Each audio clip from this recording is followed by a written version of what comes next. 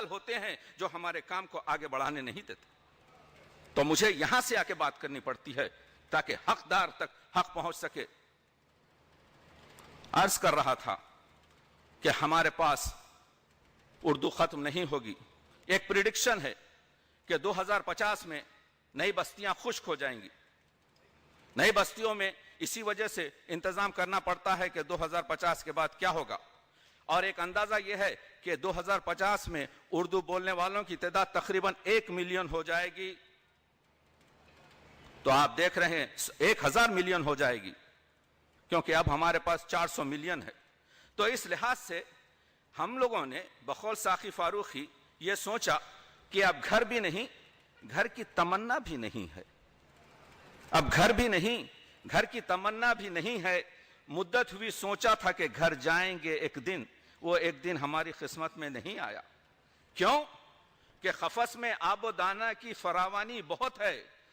اسیروں کو خیال بالوں پر شاید نہ آئے اور ہم کو کبھی یہ خیال ہی نہیں آیا. لیکن ہمارے پاس اگر ارتباطی تعلق اردو گہوارے سے, کراچی سے, دہلی سے, لاہور سے اور حیدرآباد دکن سے اگر قائم نہ ہو تو ہماری بستیوں میں آپ دیکھیں گے کہ وہ تراوت, وہ شگفتگی نہیں رہے گی. اس کی وجہ سے مسائل ہیں ہمارے بہت سے. سب سے بڑا مسئلہ یہ ہے کیا اردو کی, دیکھیے مجھے یہاں پر اردو کا جو گہوارہ ہے اس سے بات نہیں کرنی ہے کیونکہ یہاں پر عظیم کام ہو رہے ہیں.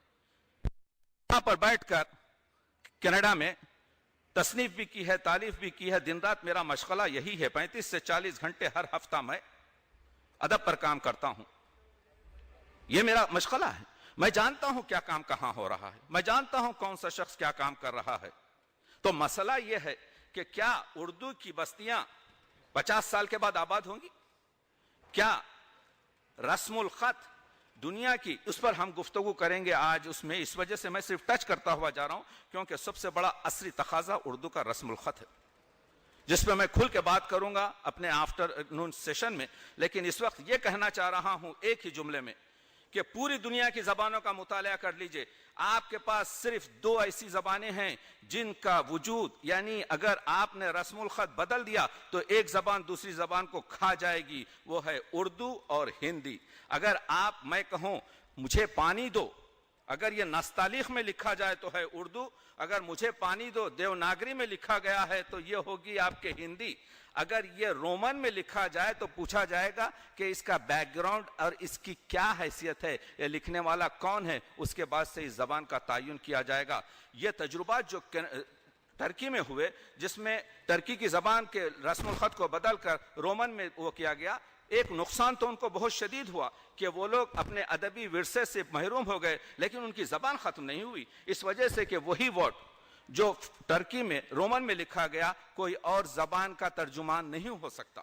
لیکن اردو ادب کو رسم الخط تو اردو کی پہچان, آن بان, جان اور زندگی ہے. رسم الخط اردو کے جسم پر اردو کی چمڑی ہے, اردو کی خمیص نہیں جس کو آپ نکال کے پھینک دیا جائے اور دوسرے پیراہن کو پہن لیا جائے. چمڑی نکالنے سے بدن ختم ہو سکتا ہے تو اس کا چہرہ ختم ہو سکتا ہے. تو اردو رسم الخط کے ساتھ ہر قسم کا کمپرومائز جو ہے اردو کے ساتھ غداری محسوس ہوگا, اس وجہ سے کہ اردو کا ادبی, ثقافتی تمام چیزوں کے ساتھ اردو مٹ کے رہ جائے گی. بہت بڑا مسئلہ. میں ممنون ہوں ایکسپریس میڈیا کا, اتنی جرت کی ہے ایکسپریس میڈیا نے کہ آج کے 30 سیشن میں رسم الخط کی بات کی ہے.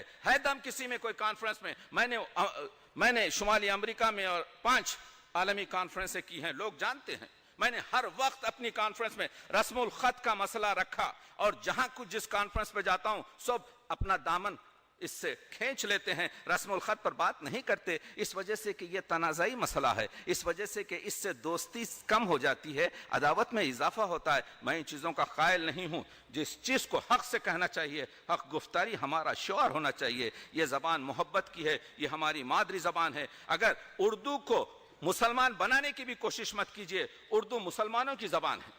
اردو سب سے بڑی مسلمانوں کی زبان ہے۔ قرآن مجید میں میں نے ایک تحقیق کی تھی کہ 1993 میں قرآن مجید کے 89 ترجمے اسی ایک زبان میں ہیں، دوسرے نمبر پر فارسی آتی ہے جس میں 53 ترجمے ہیں۔ تو آپ جانتے ہیں ہماری دینیات، ہماری تہذیب، ہماری ثقافت، ہماری ہر چیز اردو ادب میں ہے، ہمارے خواب بھی اردو ادب میں ہیں، ہمارا رومانس بھی اردو ادب میں ہے۔ یہ اردو ادب کو اس طریقے سے باقی رکھنا ہے جس طرح سے کہ اس کا حق ہے۔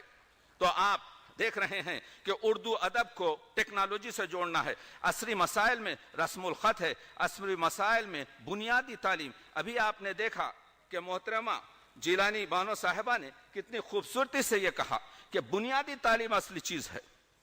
بنیادی تعلیم، اگر انڈیا میں آپ کو تعجب ہوگا کہ اتنے ایم اے اردو میں کیے جاتے ہیں کہ پاکستان میں اس کے نصف ایم اے بھی نہیں ہوتے۔ یہ میں آپ کو یہاں سے مستند باتیں کہہ رہا ہوں، مگر بنیادی تعلیم ختم ہے۔ تو ہمارا حال یہ ہو گیا ہے کہ ہم چھٹی منزل پر شینڈلیئر اور لوسٹرز لگا رہے ہیں جبکہ بنیاد ہل رہی ہے۔ ہمارے پاس بنیادی تعلیم نہیں ہے۔ بنیادی تعلیم بہت ضروری ہے اردو ادب کے لیے۔ عصری تقاضا سب سے اہم ہے۔ ہماری مغربی دنیا میں، ہمارے اردو کی نئی بستیوں میں ہمارے بچوں کو اردو کا تلفظ فونکس کے ذریعے پڑھانا چاہیے۔ اس کو میں ٹیکنالوجی کے ضمن بات کروں گا کہ کیا چیزوں کی ضرورت ہے، اور سب سے اہم چیز یہ ہے کہ ہم کو اردو کی جدید بستیوں اور اردو کے گہوارے میں ارتباطی پل بنانے کی ضرورت ہے۔ ہم کو یہ چاہیے کہ اسکالرز ہمارے پاس آئیں، ہم کو یہ چاہیے کہ ہم آ کر آپ لوگوں سے بہت کچھ سیکھیں تاکہ اردو کی جو مسائل ہیں اس پر گفتگو ہو سکے، اور ہر سال اس کے لیے کمیٹی بنانے کی ضرورت ہے۔ اردو کو ایک جو بہت بڑا خطرہ لاحق ہو گیا ہے۔ دیکھیے، مشاعرہ ہماری دانشگاہ تھی، مشاعرہ ہماری علم کی صنعت،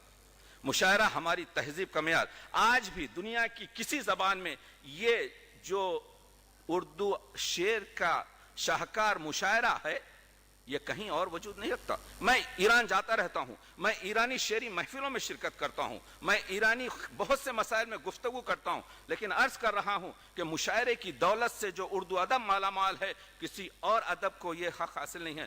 اس مشاعرے پر حملہ کیا گیا، اس مشاعرے کو جو دبستان آموزش تھا، اس مشاعرے کو جو اقدار کا اور ہماری اردو تہذیب کا نمونہ تھا، اس کو اس لیول پر گرایا گیا کہ آج کل مشاعرے میں لوگ تو آ جاتے ہیں لیکن ہوٹنگ کرنے کی غرض سے آتے ہیں۔ لوگ مشاعرے میں تو آ جاتے ہیں لیکن مسئلہ حاصل کرنے کے لیے، اس وجہ سے کہ صحیح شہرا بہت کم آتے ہیں، باقی سب اپنے ریلیشنز پر آئے جاتے ہیں۔ تو یہ جو پبلک ریلیشن کا مسئلہ ہے اس سے آدمی ادیب نہیں بنتا، بک ریلیشن سے آدمی ادیب بنتا ہے۔ کتاب گوشہ نشینی میں بیٹھ کر آپ لکھیں، تصنیف کریں، تالیف کریں، تحقیق کریں، تنقید کریں، آپ دیکھیں گے کہ وہ بہار کی طرح سے، وہ قوس خزاں کی طرح سے ابھر کر آسمان پر آتی ہے۔ تو کہنے کا مطلب یہ ہے کہ پی آر جس کو کہتے ہیں that is the cheapest thing in the Urdu ادب، اس وقت جو ہے اس کی وجہ سے اہل ادب کا جو گھمنڈ ہے، اہل ادب کے گھمنڈ کو، یہ اردو محلہ اور اردو محلے کا جھگڑے کو ختم کرنا چاہیے۔ اس وجہ سے کہ یہ فرانسس پرچٹ جو کولمبیا کی اور میری خاص دوست، اس پروفیسر نے کہا کہ میں آپ کو فرانسس چیسرک کے یہ جو ہے 2 جملے سنانا چاہتا ہوں۔ ریئل اہل زبانس were made and not born، اصل اہل زبان بنائے جاتے ہیں نہ کہ پیدا ہوتے ہیں۔ ٹریڈیشنلی ٹرینڈ استاذ اور اے ڈائنگ بریڈ، پرانے روایتی طریقے سے سکھائے ہوئے استاد اب ناپید ہو رہے ہیں۔ Classical Urdu poetry like so much else belongs less and less to those who simply inherit it۔ Classical Urdu شاعری بہت ساری اور چیزوں کی طرح ان لوگوں کی ملکیت کم نظر آتی ہے جنہیں یہ ورثے میں ملی ہے، and more to those who seeks it out and adopt for their own، اور ان لوگوں کی ملکیت زیادہ نظر آتی ہے جو اسے تلاش کر کر حاصل کرتے ہیں۔ تو اردو محلہ اور اردو محلے کے مسئلے کو ختم کرنا چاہیے۔ اردو محلہ جب سے علامہ اقبال نے یہ اردو کا پرچم محلہ سے لا کر پنجاب کی سرزمین اردو محلہ میں گاڑ دیا ہے، اس کے بعد سے یہ پھر واپس نہیں ہوا۔ تو آپ دیکھ رہے ہیں اردو کی یہ گرفتاری، اردو کے ان مسائل کو اب اردو اس اردو کے مسائل کو، جس میں رسم الخط بھی شامل ہے، جس میں بنیادی تعلیم بھی شامل ہے، جس میں ٹیکنالوجی کو جوڑنا بھی شامل ہے، جس میں ارتباطی پلوں کی بھی ضرورت ہے، جس میں یونیورسٹیز میں تحقیق اور تنقید کے دروازوں کو کھولنے کی ضرورت ہے، ان تمام چیزوں کو کرنے کے لیے نوجوانوں کو شامل کرنا بہت ضروری ہے۔ ہمارے نوجوان تخلیق میں، تنقید میں، تحقیق میں بہت ان کی ہمت افزائی نہیں بلکہ ان کے ساتھ ایک کسمہ پرسی کا عالم کیا جاتا ہے۔ آپ نے دیکھا ہوگا مشاعرے میں صدر مشاعرہ بیٹھا ہوتا ہے، نوجوان میرا شاعر جب آ کر یہاں پر شعر پڑھتا ہے تو وہ کونامہ شاعر مصروف ہوتا ہے دوسروں سے بات کرنے میں، اس کی ہمت افزائی تو کیا کرے، اس کو دو چار شعر اگر وہ کہیں الف یا بے کچھ دب رہی ہو تو اس کو ٹوکتا بھی ہے۔ تو یہ ایٹیٹیوڈ کو، اس اخلاق کو، اس طرز فکر کو بدلنا ہوگا، اس وجہ سے کہ ہم کو چاہیے کہ ہم اپنی آئندہ نسل کو یہ تمام جو ذمہ داریاں اپنے دوش پر ہم رکھتے ہیں ٹرانسفر کریں۔ اور میں اتنا خوش ہوں ایکسپریس میڈیا کے ان جوانوں کو دیکھ کر کہ ان لوگوں نے جس طریقے سے اس گلدستے کو سجایا ہے، اور میں اپنے کاموں کو رکھتے ہوئے اسی وجہ سے آپ کی خدمت میں حاضر ہوا ہوں۔ تو ہمارے مسائل تو زیادہ ہیں جس کو میں تحریری شکل میں دے رہا ہوں۔ اردو کو جب تک کہ آپ روٹی سے نہ جوڑیں، روزگار سے نہ جوڑیں، اردو کا مسئلہ حل ہونے والا نہیں ہے۔ اردو کے رسم الخط میں جب تک آپ آسانیاں پیدا نہ کریں، اردو کے ساتھ آپ انصاف نہیں کر رہے ہیں۔ اردو یونیورسٹیوں میں جو کورس رکھے جائیں وہ کمپیوٹر ہو یا اپ ٹو ڈیٹ جو ٹیکنالوجی ہو اس کے ساتھ ارتباط دینا، تو اردو کو روٹی سے جوڑنا بہت ضروری ہے۔ اس وجہ سے وہ پرانی آپ کو کہاوت یاد ہے، پڑھیں گے فارسی تو بیچیں گے تیل، اب وہ اردو کے ساتھ ہو گیا ہے۔